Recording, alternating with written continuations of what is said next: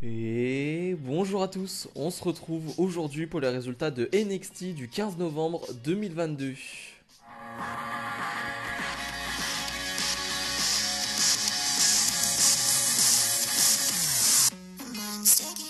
Et on perd pas une seule seconde, on commence directement avec un gros match de championnat. Braun Breaker, le champion NXT, met en jeu son titre face à Von Wagner. Un match qui va durer presque une quinzaine de minutes, je dirais 13 minutes si je dis pas de bêtises. Très très bon combat, j'ai adoré ce match. Rien à dire sur leur performance de Von Wagner. Ça a fait beaucoup parler le fait que Von Wagner se retrouve dans un match de championnat comme ça. Il n'est pas forcément le plus apprécié de tous. Mais je tiens à dire que déjà sur le ring, Von Wagner, pour moi ça n'a jamais été un problème. C'est-à-dire que Von Wagner, pour moi son problème, ce n'est pas le catch, enfin la technique pure. C'est un grand gabarit, il bouge plutôt bien, il n'y a rien à dire, je trouve à ce niveau-là. Le problème c'est plus en termes de personnage, en termes de charisme. Et je l'ai dit depuis le début, son association avec Robert Stone, pour moi, c'était voué à l'échec de base. C'est juste ça le problème. Sinon, je pense que c'est pas du tout un mauvais catcheur. Et ce que j'aime aussi dans ce match, c'est que pour la première fois dans un match de championnat, Braun Breaker est celui qui a le plus d'expérience. Et je dis que c'est la première fois parce que dans mon souvenir, il a affronté des gars comme Ciampa pour le titre, il a affronté des gars comme Dragunov, là, comme JD McDonald. D'habitude, c'est lui, on va dire, l'underdog en termes d'expérience. C'est lui qui a le moins d'expérience, c'est lui qui a le moins de matchs. Là, pour le coup, c'est pas trop le cas. C'est lui qui a le plus d'expérience. Même pendant le match, on va le voir, c'est lui qui mène un peu la danse. C'est lui qui va parler de temps en temps. Vous savez, hein, les catcheurs communiquent dans le ring. Tu sens que c'est lui qui le fait. C'est lui qui, pour une fois, est le général du ring. Et ça, je pense que pour son expérience personnelle, pour son futur, c'est très bien. Donc, on a un vrai bon match. Robert Stone va essayer une ou deux interventions, mais ça va pas aller plus loin. Et c'est pas très gênant pour le coup. Et finalement, Braun Breaker va gagner ce match avec son spear.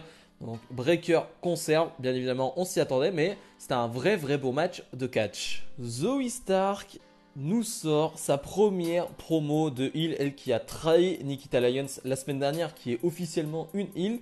Et pour être honnête avec vous, quand j'ai fini cette promo, j'étais partagé. C'était plutôt positif, mais je suis allé voir sur les réseaux sociaux et j'ai vu beaucoup d'avis négatifs sur cette promo et je comprends pas vraiment, j'avoue.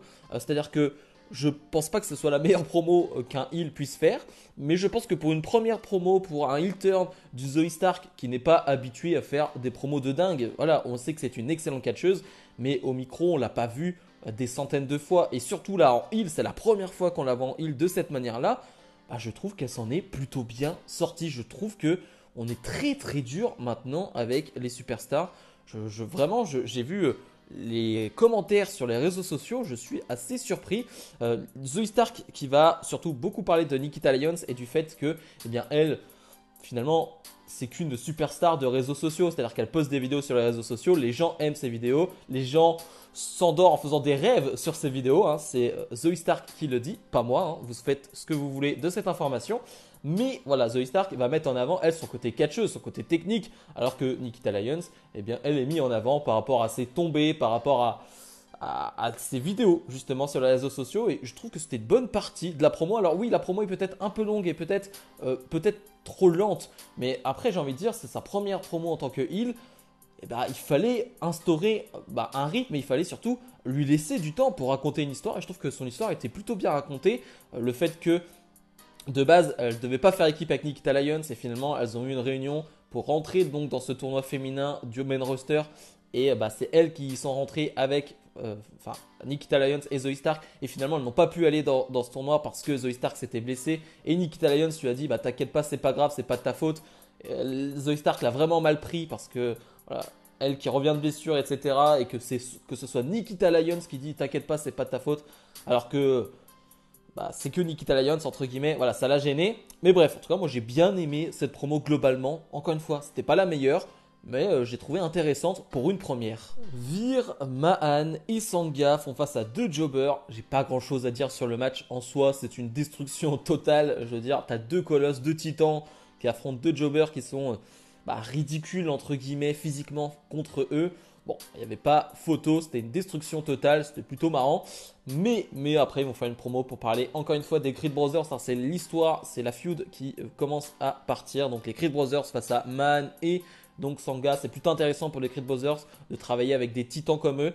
pour Sangha et Man aussi, c'est important. J'ai envie de dire, cette reconstruction, faut que ça reparte de l'avant, il faut que ça reparte bien. Voilà, ils n'ont pas vraiment trop le droit à l'erreur cette fois-ci. Je dis cette fois-ci, mais en soi, euh, je veux dire, Virman, il est pas, c'est pas vraiment de sa faute, hein, ce qui s'est passé dans le roster principal, toute l'attente qu'il y a eu autour de lui, et il arrive et il fait quelques matchs et il n'y a plus rien après derrière, c'est pas de sa faute, hein, c'est un peu la faute de Vince McMahon. Mais bref, en tout cas, j'ai quand même hâte de voir ça parce que c'est deux titans et face aux Creed Brothers, c'est vraiment un match que je veux voir. JD McDonagh fait face à Apollo Crews, un match qui va durer 10 minutes. Alors le match n'est pas vendu comme un match de prétendant au titre. Mais clairement, ça y ressemble. On a vu 2 segments dans la soirée où Braun Breaker finalement conservait son titre.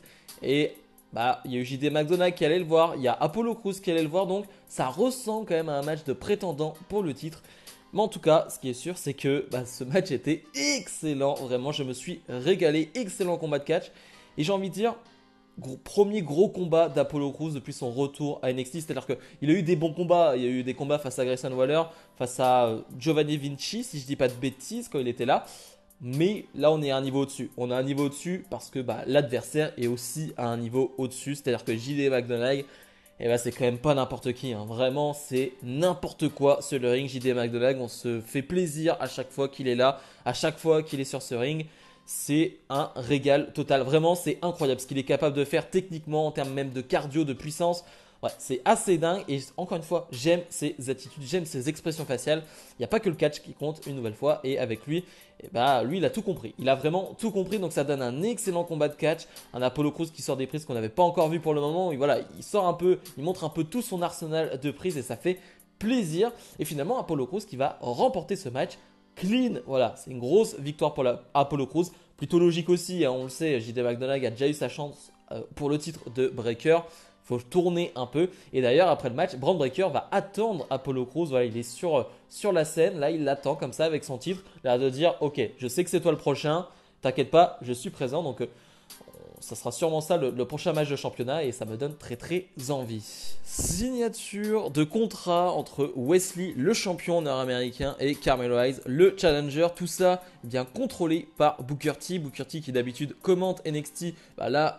C'est lui qui dirige ce moment-là et il est excellent pour ça. Vraiment, à chaque fois, il va te sortir ses petites catchphrases. Il va te sortir 2-3 phrases par-ci par-là qui fonctionnent très très bien avec le public. Donc, c'était vraiment excellent de le mettre à cette place-là. Bon, ce qu'on peut en tirer de ce segment, pas grand chose, ça fait pas avancer l'histoire plus que ça, mais ce qui est sûr c'est que le match aura lieu la semaine prochaine, que Carmelo Hayes peut devenir un 3 fois champion nord-américain et que c'est la première défense de Wesley, donc c'est un match très important.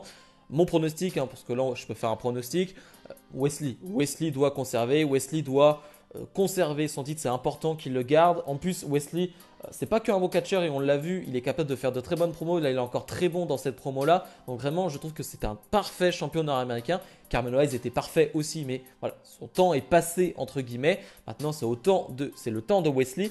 Et je pense que c'est important pour Wesley de conserver, d'avoir une grosse victoire face à Carmelo Hayes. Donc j'espère que ce sera le cas. Josh Briggs et Brooks Johnson font face à la Dyad, un match qui va durer 4-5 minutes. J'ai bien aimé, par exemple, je pense qu'il n'y a que ça à retenir sur le match en termes techniques. Le hot tag de Briggs qui était vraiment cool, je trouve qu'il a un super hot tag, il fait des manœuvres à l'extérieur où il va projeter son adversaire sur le coin du ring, enfin sur les cordes du ring et il va le récupérer avec un gros coup de coude. Voilà, il y a 2-3 manœuvres comme ça que je trouve vraiment très très cool. Mais le match va pas durer très longtemps parce que on va avoir Kiana James qui va s'en prendre à Fallon Henley qui était là pour encourager ses partenaires.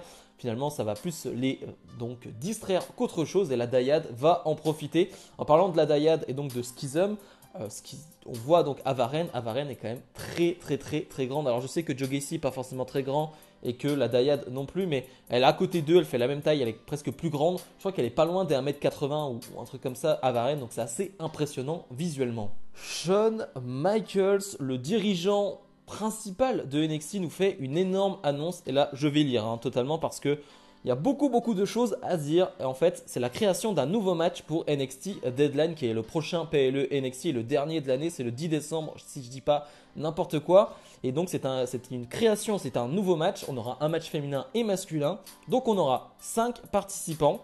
Ce sera pour déterminer déjà donc le prochain challenger au titre donc des deux champions. 5 participants et donc 2 d'entre eux commenceront sur le ring et les autres entreront toutes les 5 minutes. C'est un combat qui durera 25 minutes. Au bout de ces 25 minutes, le gagnant sera celui qui aura fait le plus de tombées.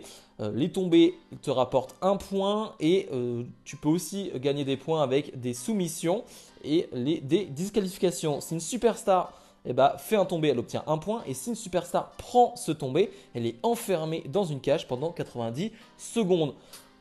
Ok, c'est totalement une nouvelle stipulation, vraiment. Alors là, il y a un mélange de Elimination Chamber, il y a un mélange de Wargames, c'est vraiment un mélange des deux. Mais j'ai hâte de voir ça. Au moins, il y a une création pour NXT et je trouve que c'est bien. Ça va ramener un peu de hype, ça va ramener de la hype pour des gens qui ne regardent pas forcément NXT. Et au moins, tu crées un match, tu crées quelque chose avec un enjeu derrière. Je trouve ça intéressant, donc j'ai juste hâte de voir ça. Indy Hartwell fait face à Tatum Paxley. Alors, il n'y a pas grand chose à dire sur ce combat. La seule chose qu'on peut dire, c'est la fin de match qui est plutôt intéressante avec une Indy Hartwell qui va enlever le masque de protection. Tatum Paxley a un masque de protection depuis qu'elle s'est cassé le nez. Et donc, elle va lui enlever ce masque, porter une sorte de clothesline. Alors, très bizarre d'ailleurs, cette clothesline de derrière. Pendant que Tatum Paxley est allongé au sol. Un peu bizarre cette fin de match, mais en tout cas elle va remporter ce match là-dessus. Et en backstage, on va avoir une Roxanne Perez qui va avoir Indy Hartwell en lui disant mais tu trouves pas que c'était un peu trop de lui enlever le masque comme ça, c'est peut-être un peu trop violent, est-ce que c'était vraiment nécessaire? Et Indy Hartwell elle a dit en fait je suis prête à tout pour rentrer justement dans ce nouveau match créé par Shawn Michaels. Et oui, parce que là on va avoir 5 femmes qui vont rentrer dans ce match, donc va falloir se bouger. Du côté de NXT, il va falloir trouver 5 femmes et surtout, va falloir faire une vraie compétition pour trouver ces 5 femmes. Pareil chez les hommes, mais ça peut être intéressant dans les prochaines semaines.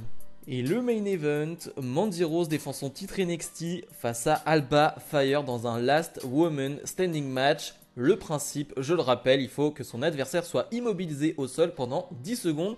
D'ailleurs, comme pour Bianca Belair, Bayley de Crown Jewel, je trouve que l'arbitre va compter très vite. Bon, ça c'est qu'un détail, mais je préfère quand ça compte plus lentement.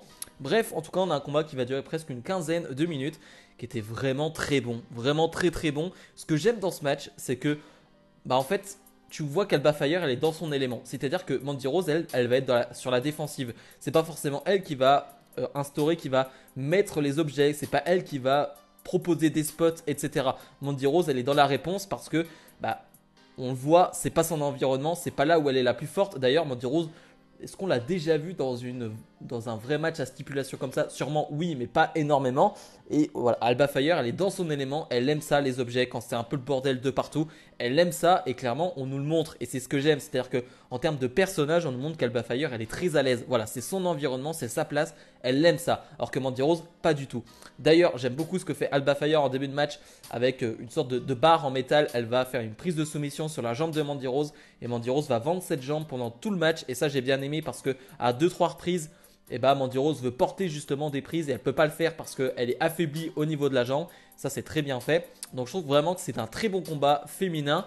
Et cette fin de match où donc Alba Fire veut porter une Swanton du haut de l'échelle sur la table des commentateurs, elle va se faire avoir par une certaine Illa Down. Alors, je connais très peu, c'est une superstar de NXT UK qui était pressentie pour être du côté de NXT depuis quelques semaines déjà. J'attendais son arrivée pour être honnête et j'avoue que j'ai pas fait mon travail, j'ai pas fait mes recherches, j'ai pas regardé des matchs d'Isla Down. Je sais pas si on dit Illa Down ou Isla Down, je crois qu'on dit Illa Down, mais en tout cas, j'ai pas regardé des matchs d'elle donc je sais pas trop ce que ça vaut. Je sais que c'est un caractère, c'est un personnage, c'est un vrai personnage Isla Down, ça je le sais.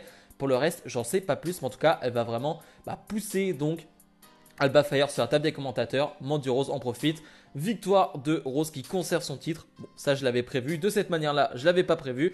Mais en tout cas, voilà, ça va nous donner une feud entre Alba Fire et donc on peut imaginer Illa Down. Alors pour quelle raison Illa Down a fait ça, je ne sais pas. J'espère qu'elle s'exprimera la semaine prochaine. Et Mandy Rose, clairement, elle va attendre son adversaire à deadline. Donc dans ce match à 5 qui va déterminer sa prochaine adversaire. Bon, j'ai un petit pronostic, mais je le ferai pas tout de suite. Bilan de ce NXT, c'était bien mieux que la semaine dernière. C'était un très bon NXT. Vraiment, alors forcément, ça aide quand tu as 2 matchs de championnat.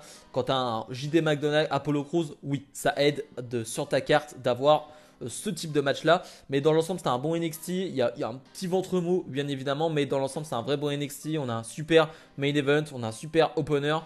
Vraiment, je vais pas me plaindre là-dessus. Vu le dernier NXT où je me suis un peu ennuyé. Et en tout cas, voilà, j'étais un peu énervé. Là, pour le coup, non, c'est du très très bon NXT. Ça fait plaisir à voir. Et j'ai envie de voir la suite. J'ai vraiment envie de voir la suite. Donc bref, ma note pour ce NXT est un bon 8,5 sur 10. Comme d'habitude, n'hésitez pas à mettre le petit pouce bleu, à vous abonner. Et nous, on se retrouve dans la semaine pour d'autres vidéos. Salut, salut!